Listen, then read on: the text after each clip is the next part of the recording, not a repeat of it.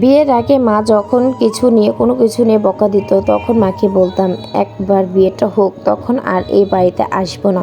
তখন মা বলতো পরের বাড়িতে ভাত খাওয়া এতটা সহজ নয়। এখন বুঝি আসলেই পরের বাড়ির ভাত খাওয়া এত সহজ নয়। স্বামী বাড়ির ভাত যে এত দাম, সেটা স্বামীর বাড়িতে না আসলে কখনোই বুঝতাম না। মাঝে মাঝে স্বামী নামক মানুষটাও কথার আঘাতে বুঝিয়ে দেয় পর কখনো আপন হয় না, আর স্ত্রী সে তো শুধুমাত্র প্রয়োজনের সঙ্গী। ডিয়ার হবু শাশুড়ি মা, তুমিও তো এক সময় মেয়ে ছিলে। একটা মেয়েকে কত কিছুর মধ্য দিয়ে বড় হতে হয় তা তো তুমিও জানো। তাই কিছু ভুল করলে না হয় শাসন করে শিখিয়ে দিও, তবুও খোঁটা দিয়ে বলো না যে বাপের বাড়িতে কিছু শেখায়নি। নিজের মেয়ের মতো শাসন, আদর, ভালোবাসা দিয়ে আগলে রাখবে আমায়।